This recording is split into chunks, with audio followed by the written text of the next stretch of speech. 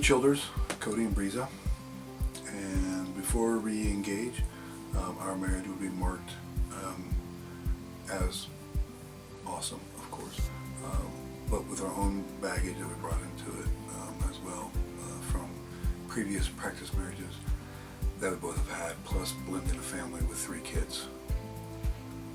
5 kids. There you go. 5 kids. So 7 total under my care, entrusted to me. Anyways. And blending a family is hard. Luckily, Cody and I, we knew that from the get-go because we were experienced in practice marriages. So from there, we spent a lot of time really working on our marriage.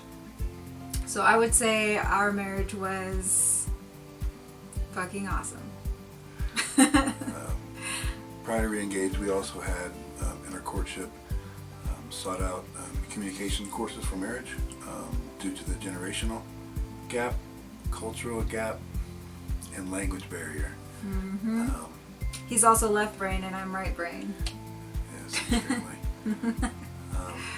Also, so our marriage would be marked, I guess, honed down a little bit, would be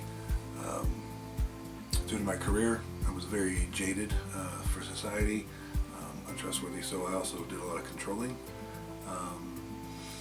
my own anger issues, my own other baggage, dealing with stuff in life and past. And for me, I was an only child and I grew up alone a lot because my parents worked really hard. And so growing up with Spanish being your first language and then learning English, I was isolated. And I wanted attention.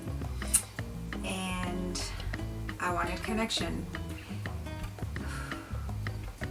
Anyways, after not choosing correctly in my first marriage, with Cody, I learned a lot.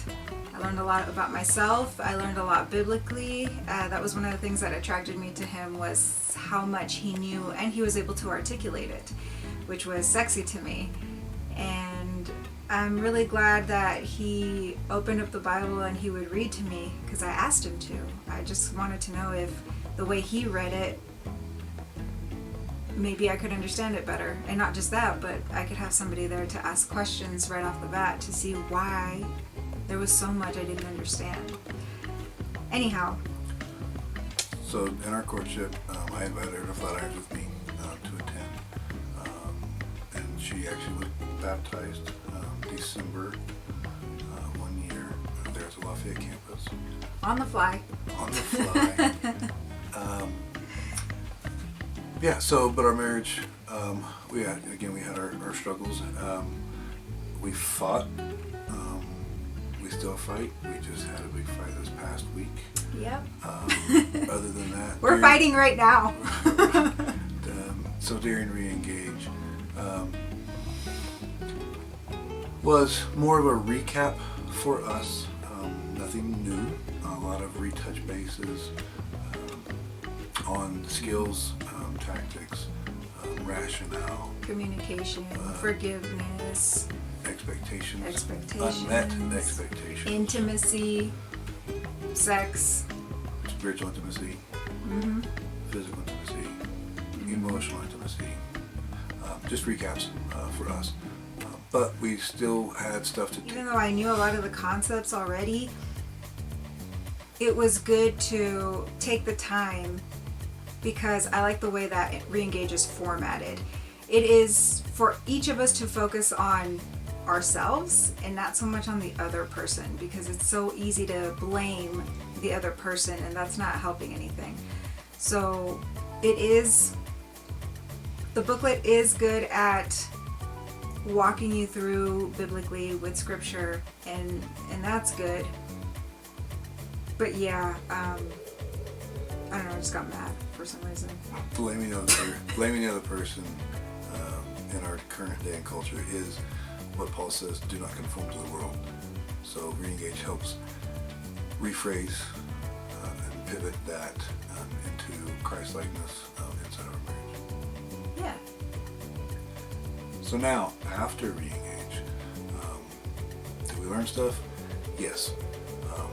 But again, recap for us, most marriages that I know, about 90% of the Flatirons marriages that I do know, and also people who don't go to Flatirons, have no idea how to do marriage.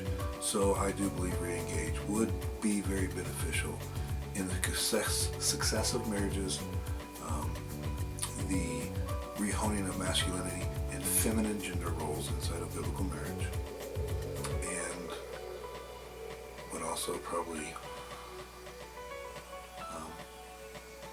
cause more marriages to be more satisfied through and through between three intimacies, physical, sexual, spiritual. And there you have it. We're the Childers, still fighting. Yes.